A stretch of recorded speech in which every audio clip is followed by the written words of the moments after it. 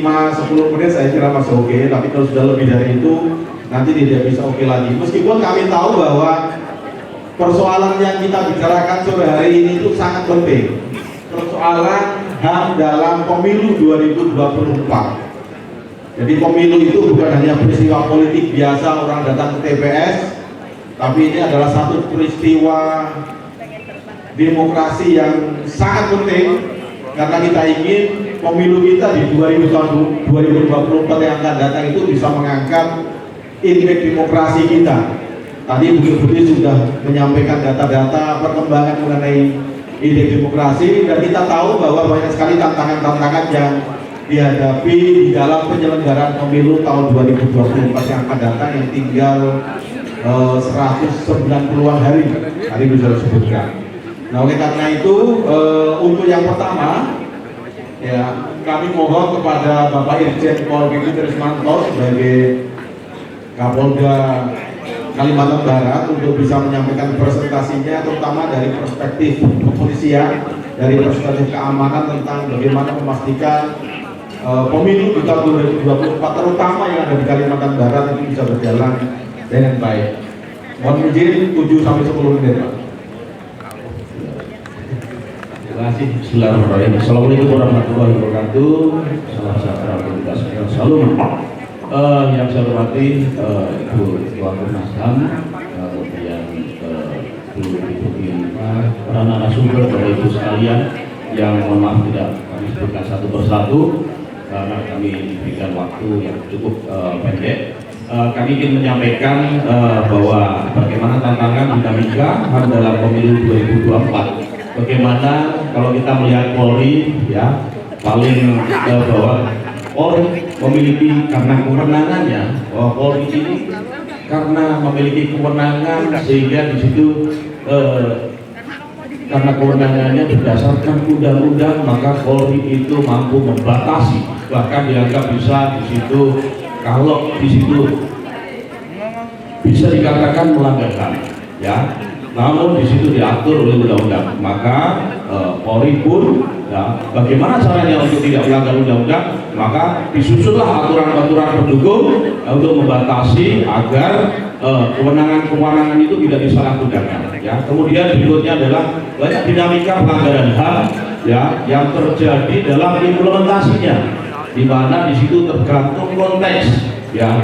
Apalagi di masa-masa pelaksanaan pemilu, di mana pemilu-pemilu banyak hal-hal yang kerawanan-kerawanan yang terjadi, ya, nanti kita akan sampaikan banyak dinamikanya. Kadang di luar prediksi, ya, di luar pengendalian, ada akumulasi kebencian, akumulasi daripada kepercayaan, ya, terhadap aparat sendiri. Ini yang menjadi hal-hal yang memicu terjadinya benturan-benturan, terjadinya pelanggaran HAM.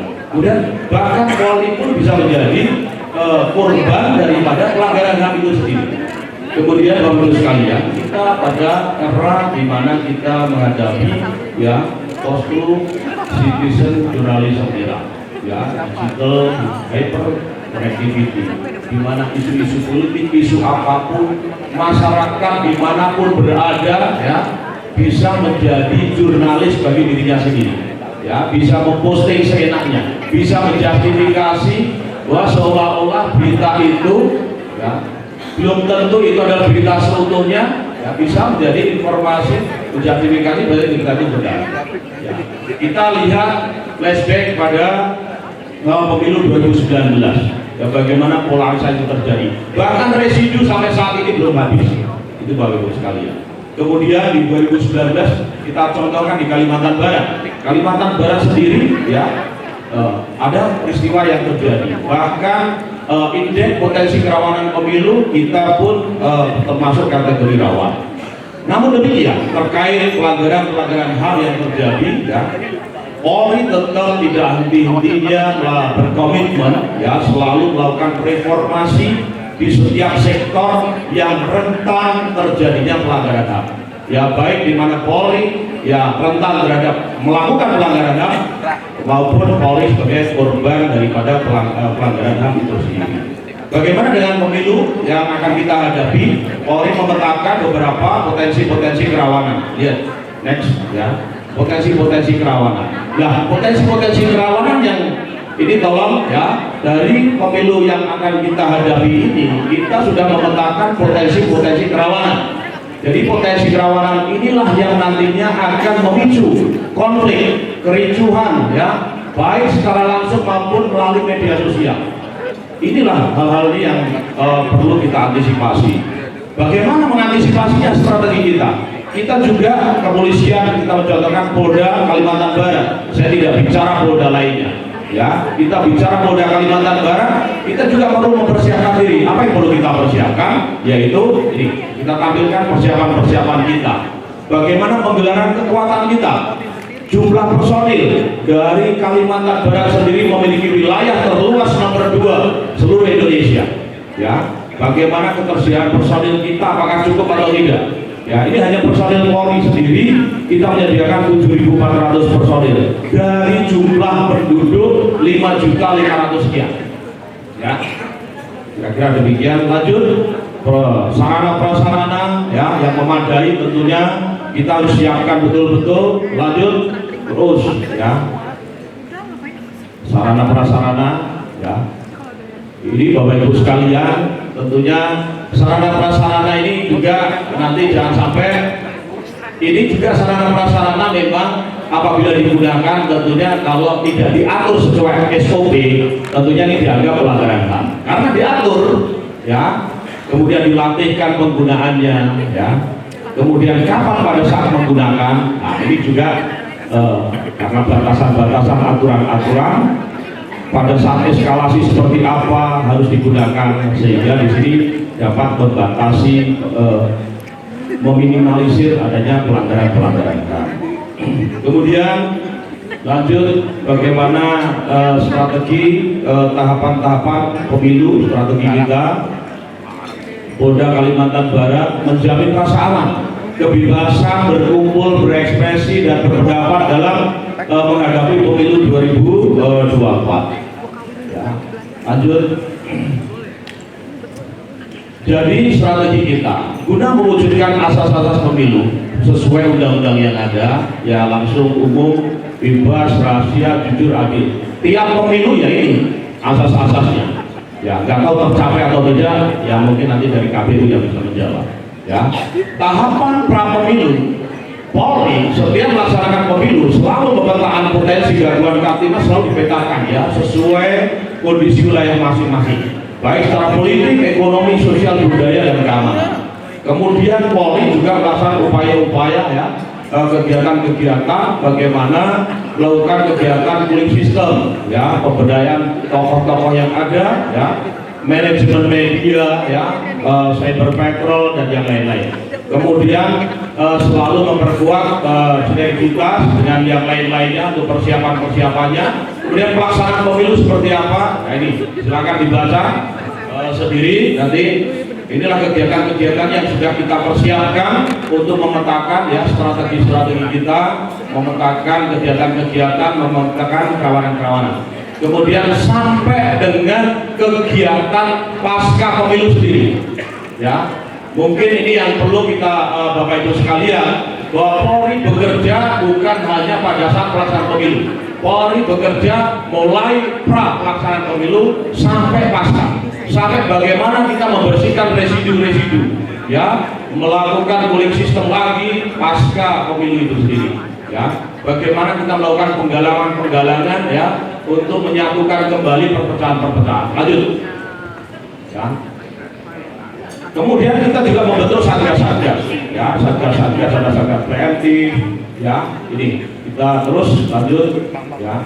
Kita juga memberdayakan semua elemen-elemen yang ada ya, Babin Kamtipmas, edukasi ya kepada masyarakat, ini selalu kita gelurakan.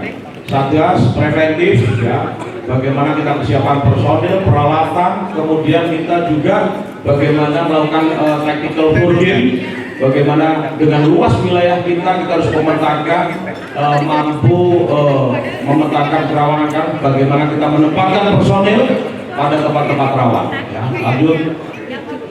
Kemudian sampai kepada hal-hal yang eskalasi yang meningkat, bagaimana kita menyiapkan mulai eskalasi yang terendah sampai yang tertinggi. Bagaimana kita mempersiapkan tindakan-tindakan yang apabila di situ ya eskalasinya meningkat, maka dari itu kita sudah antisipasi ya, mulai tingkat rendah sampai tingkat tinggi. Lanjut, kemudian kita melakukan terobosan kreatif juga, Bapak Ibu sekalian.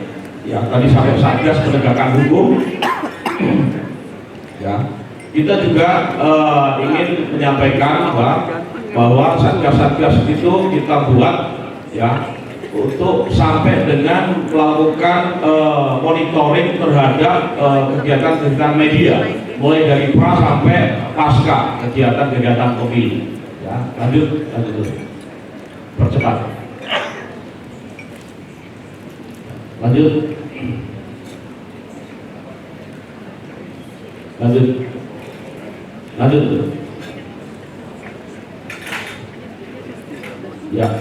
Ya. Jadi kita juga bagaimana kita harus meminimalisir, Bapak Ibu sekalian, terkadang yang tadi saya sampaikan, trust masyarakat kepada kepolisian ini juga bisa menjadi pemicu. Ya, kebencian itu pada saat kita terjadi benturan-benturan ini juga bisa memicu. Untuk itu strategi kami juga melakukan terobosan-terobosan kreatif. Bagaimana kami juga ingin meminimalisir segala apa yang menjadi permasalahan-permasalahan yang membuat tingkat kepercayaan masyarakat menurun. Inilah yang kami perbaiki. Ya, mulai dari 2019 yang lalu seperti apa, ya, ini dan semua kita perbaiki sehingga permasalahan-permasalahan seperti di Kalimantan Barat, stunting, ya, masalah kemiskinan, kemudian masalah kebakaran hutan dan lahan, ya, permasalahan-permasalahan yang lain semua harus diperbaiki. Permasalahan yang ilegal, perilaku personil internal Polri, semua diperbaiki semua. Menjelang pemilu tidak ada lagi permasalahan-permasalahan yang terjadi, ya, sehingga trust masyarakat meningkat.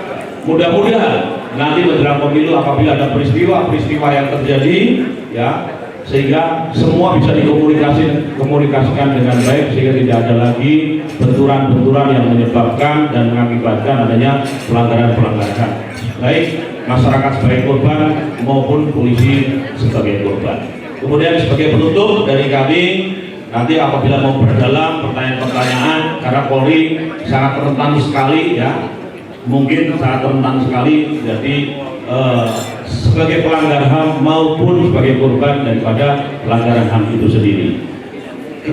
Sebagai penutup dari kami, kerawanan yang berpotensi mengganggu berlangsungnya setiap tahapan pemilu serta tentunya kami semua mengantisipasi dengan mengedepankan langkah-langkah preventif dengan melakukan tindakan kepolisian secara humanis dan selalu berkolaborasi dengan seluruh elemen masyarakat dan seluruh stakeholder.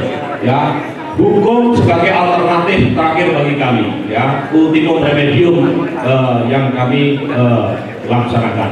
Polda Kalbar siap mengawal penyelenggaraan pemilu dengan menggelar operasi pantang berata Kapuas 2023-2024 selama 222 hari dengan melibatkan, ya, 7.440 personil dibantu unsur elemen lainnya yang akan ditempatkan di seluruh wilayah Kalimantan Barat. Selama proses kampanye, pemungutan suara, penghitungan suara, dan tahapan-tahapan lainnya terkait dengan pemilu dan pilkada serentak nantinya, intinya bahwa Polda Kalbar siap menjamin rasa aman, kebebasan berpendapat dan berekspresi, ya, sebagaimana diatur dalam konstitusi dan kewajiban bagi seluruh anggota Polri untuk mengamankan. Ini baik yang dilakukan secara langsung maupun melalui media, ya. Kemudian maksudnya secara langsung penyampaian pendapat di muka umum betul-betul bisa terselenggara dengan baik dan lancar dengan membentuk Satgas maupun Subsatgas melalui operasi Mantap Berata Kapuas 2023-2024. Terima kasih. Mohon maaf apabila ada kekurangan. Wassalamualaikum warahmatullahi wabarakatuh. Waalaikumsalam warahmatullahi wabarakatuh. Terima kasih Pak Kapolda. 10 menit lebih sedikit masih oke. Terima kasih Pak. Tapi 10 menit saya kira banyak sekali tadi yang sudah dipaparkan, termasuk mengenai bagaimana kesiapan Polri dalam menghadapi pemilu, kemudian kerawanannya seperti apa, strategi dalam menjamin rasa aman dari peserta kumpul, dan sebagainya, termasuk langkah-langkah terobosan tadi yang disampaikan oleh Pak Kapolda, saya kira sangat penting. Berikutnya Bu Betty Epsilon Idrus dari KPU RI, ada beberapa hal mungkin yang nanti perlu disampaikan oleh Bu Betty. Yang pertama adalah bagaimana KPU memastikan hak asasi manusia itu harus diutamakan di dalam tata kelola pemilu. Kemudian tahapan pemilu apa yang potensi rawan terjadinya pelanggaran hak asasi manusia dan bagaimana antisipasinya. Saya kira 2 poin itu yang ingin dikatakan. Silakan Bu Betty.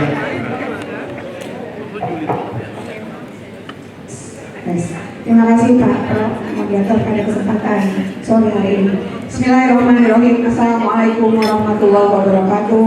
Shalom, salam sejahtera buat kita semuanya. Yang saya hormati Mbak Dani, Ibu Dilima, KSP, Bapak Irjen Polisi Pipik Rismanto, Bapak saya jarang panggil Bapak, Mas Pram Monaudai, Mbak Delia, dan Prof. Garuda Wiko dari Rektor Universitas Tanjung Pura. Salam kenal Pak. Bapak Ibu sekalian, saya boleh ditayang PPT-nya.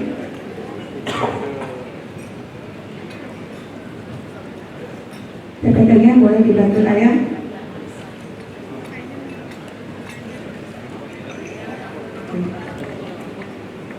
Bapak Ibu sekalian, pemilu 2024 itu tinggal 119 hari lagi untuk kita lakukan pencoblosan hari pemilihan pemungutan suaranya tanggal 14 Februari 2024. KPU sudah siap sampai dengan Satker KPU Kota, PPK PPS sudah terbentuk, dan dalam waktu dekat kami akan membentuk sekitar 800 ribuan kali 9 orang KPPS yang akan bertugas di TPS seluruh Indonesia. Bapak Ibu sekalian, ini kolosal pemilu kita, the most biggest and complex. Penyelenggaraan pemilu hanya dalam 1 hari saja, bahkan sedunia. Kalau misalnya Amerika tidak sampai seperti kita dalam 1 hari, maka Indonesia akan melayani sekitar 204 juta pemilih tersebar di seluruh negara, termasuk NKRI dan 128 negara perwakilan.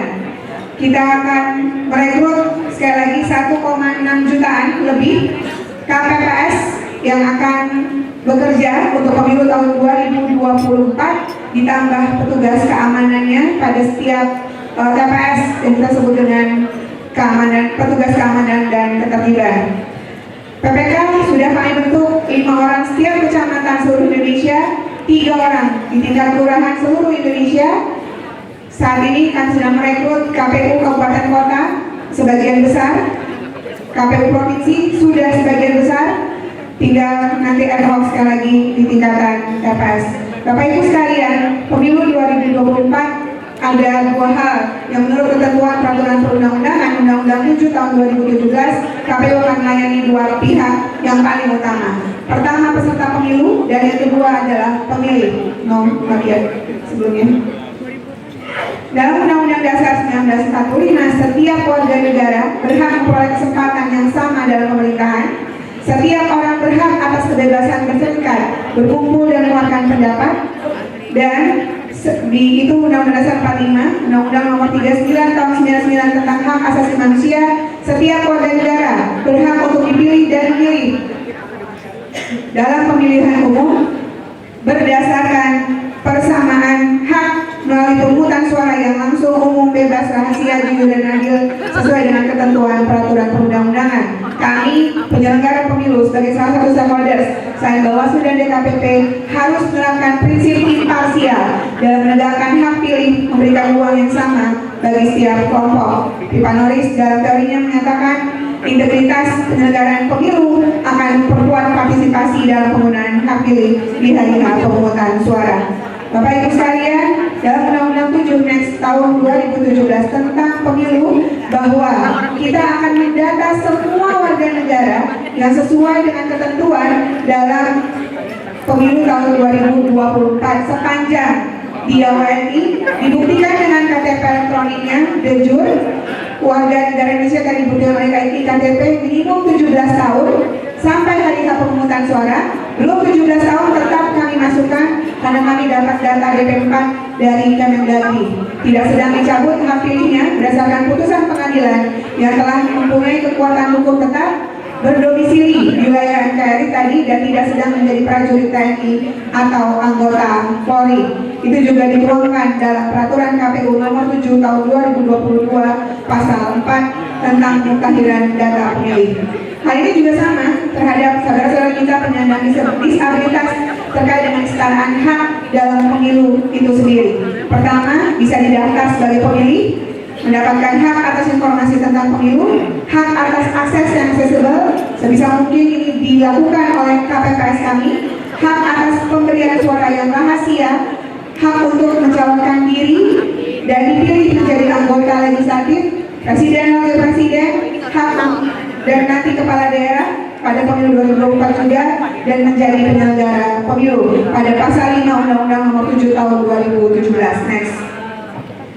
Pemilu yang demokratis mensyaratkan 3 hal. Pertama, representasi lembaga demokrasi yang memastikan bahwa semua kelompok masyarakat adalah dapat berpartisipasi, merupakan cermin dari demokrasi yang sehat dan tangguh. Lalu politik partisipasi, representasi kelompok masyarakat dalam demokrasi diwujudkan melalui pemilu yang dipengaruhi untuk melibatkan partisipasi aktif dari masyarakat itu sendiri, dan pemilu inklusif, pemilu untuk semuanya. Next. Bapak Ibu sekalian, inilah tahapan pemilu tahun 2024, pre-election period, election period, dan post-election period. Saat ini kita dalam election period, periode pemilu itu sendiri, dan saya memang harus segera kembali ke Jakarta karena lusa kami sudah bersiap menerima bakal calon presiden dan wakil presiden yang akan datang langsung melakukan pendaftaran ke kantor KPU Republik Indonesia. Dan sekarang dinamika politiknya sungguh luar biasa. Hari ini sebenarnya saya harus pleno Bapak Ibu sekalian sebagai akibat keluarnya putusan Mahkamah Konstitusi yang lalu kemarin. Dan tapi kami sudah bersiap, kantor sudah ready. Selama seminggu kami akan menerima bakal calon presiden dan wakil presiden ready sampai pukul 4 sore 6 hari pertama. Hari terakhir di hari ke-7 kami akan buka pos sampai pukul 24.00 waktu Indonesia bagian Barat. Mudah-mudahan berjalan aman, lancar, dan sampai detik ini, sampai saya kesini baru 1 pasangan calon bakal calon presiden dan presiden yang sudah bersurat untuk mendaftarkan dirinya, dan itu tanggal 19. Oleh karenanya saya respect sama Mbak Dani, saya datang ke sini dulu, tapi saya harus kembali langsung ke Jakarta. Lalu kemudian Bapak Ibu sekalian, next. Kalau kita punya lebih dari 3 calon presiden dan wakil presiden yang akan ditetapkan dan tidak ada yang memperoleh suara lebih dari 50%, maka kita punya putaran kedua, punya 2 putaran pemilu tahun 2024 yang akan mengikut sertakan calon presiden dan wakil presiden yang memperoleh suara terbanyak pertama dan kedua, dan hari pemungutan suaranya sudah kita tetapkan di tanggal 26 Juni 2024. Dan semua tahapan akan berakhir saat pelantikan presiden dan wakil presiden terpilih hasil pemilu tahun 2024 pada tanggal 20 Oktober tahun 2024. DPR RI dilantik 1 Oktober 2024 hasil pemilu 2024, Bapak Ibu sekalian. Masa kampanye tidak sepanjang pemilu 2019 yang lalu yang memakan waktu 206 hari. Berdasarkan Perpu, maka masa kampanye kita hanya berlangsung 75 hari saja untuk presiden dan wakil presiden calon, dan 60 hari untuk legislatif. Jadi Bapak Ibu sekalian yang merasa calon, maka harus sekreatif mungkin mendekatkan diri, menjual marketing dirinya kepada masyarakat. Kampanyenya harus sukses sehingga visi, misi, program diri, citra diri sampai pada masyarakat, dan masyarakat mau datang ke balik diri suara untuk mencoblos Bapak Ibu sekalian. Tingkat partisipasi tidak hanya ditentukan oleh kegiatan sosialisasi penyelenggara pemilu, tapi juga suksesnya kampanye yang dilakukan oleh peserta pemilu itu masing-masing. Next. Bapak Ibu, inilah data pemilih kita 204.807.222 pemilih tersebar di dalam maupun luar negeri. Di antaranya 1,7 juta pemilih kita ada di luar negeri, dan yang di luar negeri hanya akan memilih presiden dan wakil presiden dan calon anggota DPR RI dari dapil DKI 2 saja, hanya memperoleh 2 surat suara untuk luar negeri. Terdiri atas 49,9% laki-laki, 50,09% perempuan. Untuk pemilu tahun 2024, kita juga sudah melakukan pendaftaran pemilih sejak awal bagi pemilih-pemilih yang di panti sosial, bagi yang di lapas dan hutan, dan sudah kita tetapkan inilah angkanya Bapak Ibu sekalian secara de jure dan data secara faktual yang kami terima dari setiap lapas dan hutan. Berdasarkan pemilih, berdasarkan generasi dan jenis kelamin tadi sudah saya sebutkan. Untuk generasi Bapak Ibu coba dicek, Bapak Ibu ini Gen Z, Milenial, Gen X, Baby Boomer atau Pre-Boomer. Dan umur-umurnya yang kelihatan layar Bapak Ibu sekalian. Terbesar ada di kelompok milenial yang lahir sampai dengan tahun 80, 16,9% laki-laki, 16,7% perempuan. Baru kemudian Gen X 13,89% laki-laki, 14,18% perempuan. Inilah sebaran pemilih kita untuk pemilu tahun 2024. Next. Ini aspek HAM dalam tahapan pemilu. Dari beberapa tahapan pemilu ada pemutahiran data pemilih, inklusivitas dan aksesibilitas. Potensi pelanggarannya masih ada dan sudah kami catat. Kami mendapatkan masukan dari Komnas dan Komnas HAM juga terkait dengan ini saat melakukan coklit di lapangan, pendaftaran partai politik dan calon, kampanye pemilu, proses pemungutan suara, pemungutan dan penetapan hasil, dan penanganan perselisihan. Next. Ini pemilih disabilitas kita juga sudah kita lakukan penarikan data. 0,54% data yang dapat kami peroleh hasil coklit adalah pemilih disabilitas dengan segala keragamannya. Next. Ini layanan pemilih disabilitas di TPS, Bapak Ibu sekalian. Tentu kami akan melakukan bintek di lapangan, dan nanti kita akan dibantu oleh suatu sistem informasi yang kita sebut dengan sistem informasi rekapitulasi perolehan suara. Akan memotret hasil C plano, hasil perolehan suara di TPS berupa plano, lalu kemudian akan langsung dikonversi menjadi angka dan akan kami tayangkan hari itu juga di pemilu.kpu.go.id. Jadi semuanya akan berlangsung sangat transparan, walaupun hasil resmi masih bergantung pada manually yang dilakukan berjenjang rekapnya dari TPS ke PPK ke KPPN Kota sampai seterusnya di KPU RI selambat-lambatnya 35 hari sejak hari pemungutan suara kita sudah dapat menetapkan perolehan hasil suara. Kita konversi menjadi kursi untuk calon anggota DPR RI, DPRD, DPD, dan Presiden Wakil Presiden terpilih pemilu tahun 2024. Semoga Bapak Ibu semua dapat berpartisipasi apapun pilihan partisipasinya untuk NKRI kita tercinta di tanggal 14 Februari 2024. Saya tutup dengan billahi taufiq wal hidayah. Assalamualaikum warahmatullahi wabarakatuh.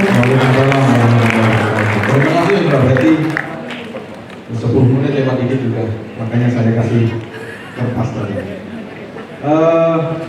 Saya kira penjelasan Bu Betty tadi bisa memberikan gambaran kepada kita bagaimana kesiapan pemilu, terutama mengadres kelompok-kelompok yang potensial terlanggar hak asasi manusia, terutama kelompok rentan ya, kelompok disabilitas yang ada di lapas, yang ada di rutan dan lain sebagainya. KPU sudah menyiapkan dengan lupa, mudah-mudahan seluruh rencananya bisa berjalan dengan baik. Nah, berikutnya kami minta kepada Profesor Garuda Wiko dari Universitas Tanjung Pura, Rektor Universitas Tanjung Pura, untuk menyampaikan mengenai urgensi perlindungan dan penghormatan hak asasi manusia di dalam proses pemilu. Ada beberapa pertanyaan yang ingin kami minta untuk dijawab oleh beliau dalam waktu yang singkat, yaitu mengenai mengapa HAM ini penting dalam pengelolaan pemilu, kemudian bagaimana kualitas pemilu sebelumnya bila ditinjau dari perlindungan HAM dan pelajaran-pelajaran apa yang bisa kita pelajari dari situ, kemudian hal apa yang perlu mendapatkan perhatian dari sisi hak asasi manusia pada pemilu tahun 2024 yang akan datang. Kami persilakan Pak Rektor, waktunya sama. Silakan. Terima kasih. Assalamualaikum warahmatullahi wabarakatuh. Selamat sore, salam sejahtera untuk kita semua. Salam Om Swastiastu, Namo Buddhaya, salam kebajikan, Rahayu. Hadir kata Nino kecuali Saudara Sengat dan Dibata. Yang saya hormati Ibu Deputi Lina, Bapak Staf Presiden, yang saya hormati Bapak Kapolda, Anak, Dirjen Politik Ismail SKMH, yang saya hormati Ibu Deputi Presiden kalau berapa diwakili, Mas Bapak Ubaid Tantowi, Presiden Pak, Komisi 6, dan Ibu Jakarta, Ibu Eni Bapak Ibu, satu-satu namun tidak mengulangi kesalahan saya. Saya mungkin akan kasih diskon waktu karena beberapa slide ini sudah disebutkan sebelumnya oleh pembicara yang baik. Next. Bapak Ibu sebagai warga dunia tentu kita berkewajiban sebagai anggota pasukan bangsa-bangsa kita harus menghormati apa yang sudah ditetapkan dalam Perserikatan Kemanusiaan dan Human Rights serta Deklarasi Universal Hak Asasi Manusia. Hak politik next yang diatur dalam pasal 21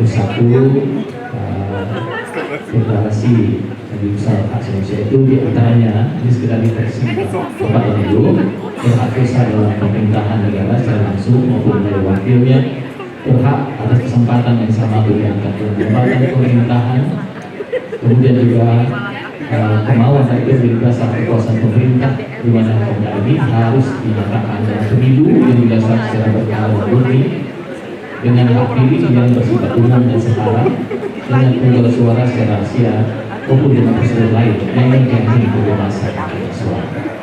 Bapak Ibu, kalau kita ingin next, kalau kita ingin melihat mungkin beberapa referensi pilar-pilar sistem berdemokrasi itu ditunjang oleh penyelenggaraan pemilu yang bebas dan berkala, pemerintahan yang terbuka, accountable dan responsif, saya kira respon terhadap perkembangan di masyarakat, kemudian juga yang tidak kalah penting adalah perlindungan terhadap HAM dan berkembang civil society dalam masyarakat.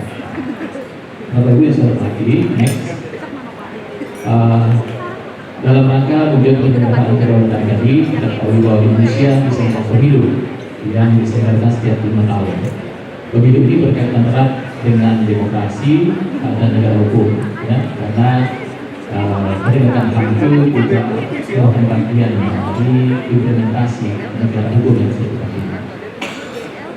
Next. Bapak Ibu yang saya hormati, dalam perspektif HAM, pemilu adalah sebuah mekanisme politik untuk mengaktifkan aspirasi dan kebijakan negara melalui pemilu, seleksi kepemimpinan yang perwakilan mendapatkan secara fair karena melibatkan warga masyarakat. Next.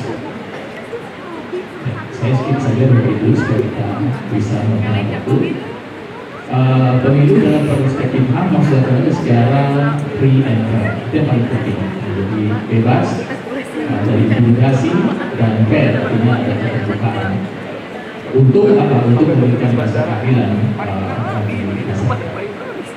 Di Indonesia kita mengenal pemilu yang langsung, umum, bebas, rahasia, jujur dan adil. Tapi juga yang tidak kalah penting dari sebutkan masyarakat dulu bahwa pemilu tanpa diskriminasi juga menjadi pokok persoalan kita. Rangka dalam hal ini yang masuk kita lihat adalah pasal 23 ayat 1 Undang-Undang Indonesia nomor 39 tahun 99 tentang hak asasi manusia yang menyebutkan setiap warga negara berhak untuk dipilih memilih pemilihan umum yang berdasarkan persamaan hak melalui pemungutan suara yang langsung, umum, bebas, rahasia, jujur, adil dan sesuai dengan ketentuan peraturan perundang-undangan.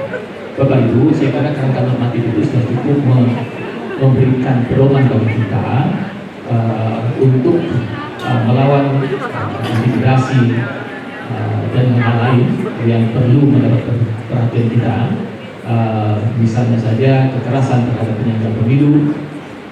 Next ya, ini yang perlu mungkin mendapat perhatian kita. Saya termasuk yang mungkin mengambil posisi optimis saja sekalian karena pengalaman kita dan melihat pemilu.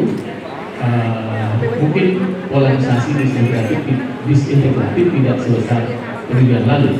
Namun yang perlu kita waspadai adalah bahwa di era disrupsi ini teknologi itu sudah sedemikian rupa sehingga fakta objektif itu kurang berpengaruh dalam pembentukan opini publik dan cenderung lebih kuat pada hal-hal yang bersifat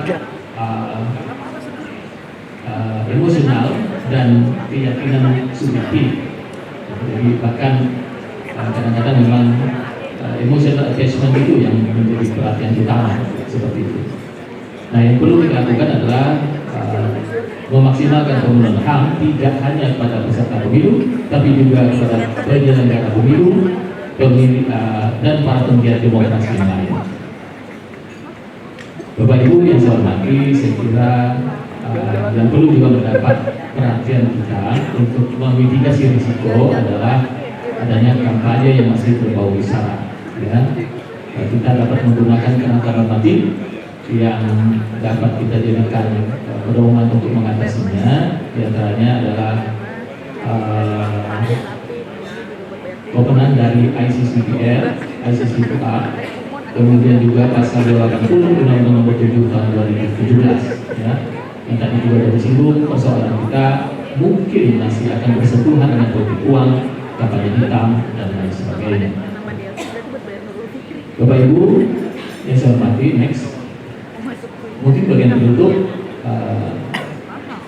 kita sama-sama mungkin bisa melihat bahwa demokrasi dan HAM merupakan dua hal yang saling berkaitan, karena HAM hanya akan terrealisasi dalam pemerintahan yang demokratis yang menghormati dan melindungi hak sebagai warga negaranya.